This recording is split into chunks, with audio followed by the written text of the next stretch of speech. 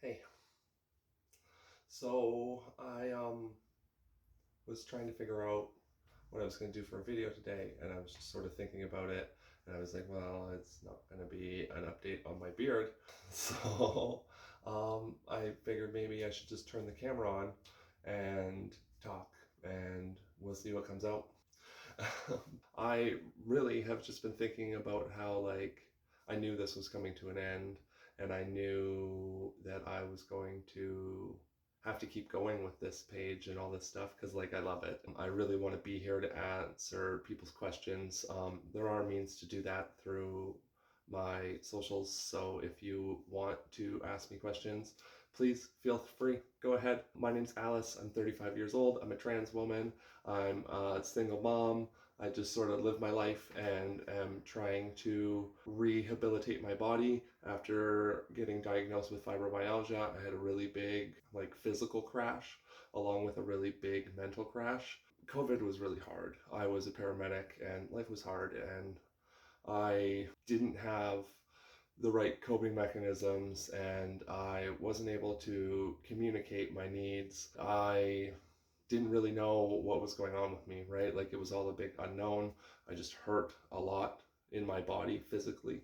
It also really started to showcase other areas where, like, I had cognitive difficulties and stuff like that. And I first got diagnosed with ADHD, which was life changing, honestly. I think even if you don't think you're neurodivergent, you should look into neurodivergence and learn about this community because the amount of tools and understanding for self and willingness to continue going despite the hurdles that are in front of you in the neurodivergent community and so many other communities, the disabled community and, like, BIPOC communities, indigenous communities, right? Like, minority community, trans communities, minority communities. It's amazing, and it's just so great to see these people move forward and live their lives and try and figure out what's going on.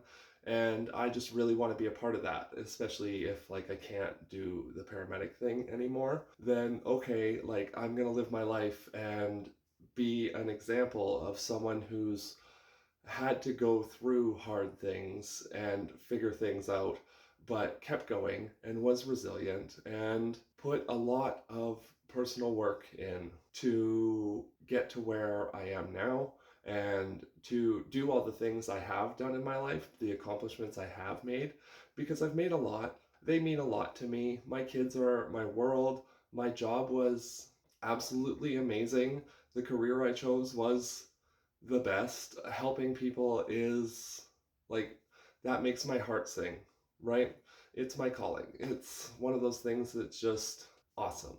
So, like, and after the ADHD diagnosis, like, I was learning all these things and doing all these things that could help me to cope.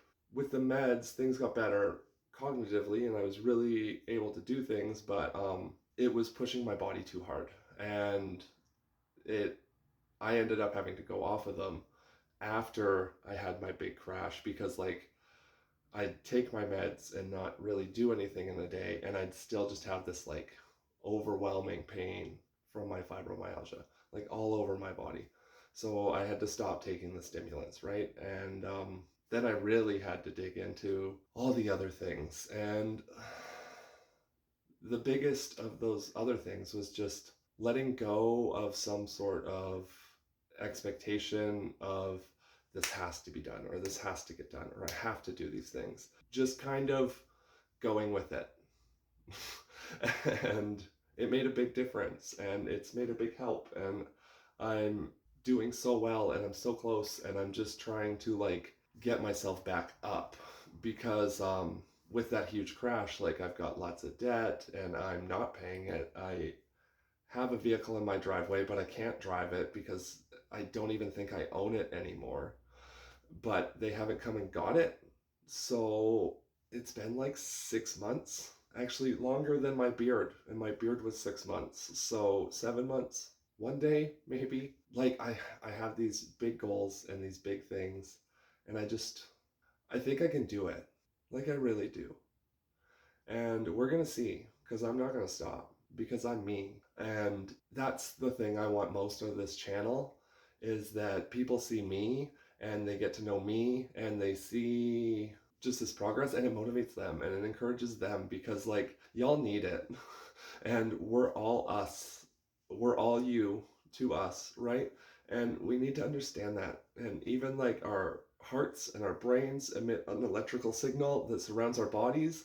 And so that means like, we're bigger than us. Like, the us that we can perceive is already bigger than the us that's in our bodies, right? This is like the funnel.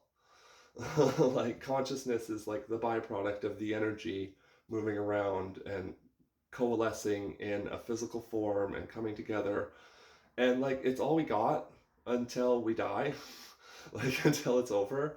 Like, we have life, and then there's not life, and we can talk about that and argue about that and have our own ideas about that all we want, but it doesn't change that, like, while we're alive, we're still here.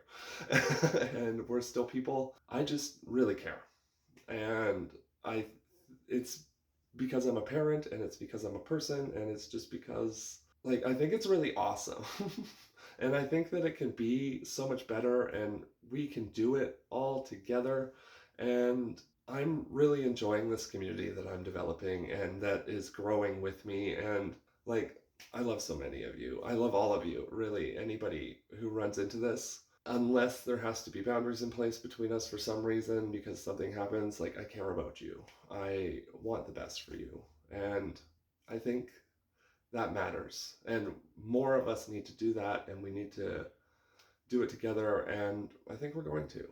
Like, even societally, like, I think we're going to pull through.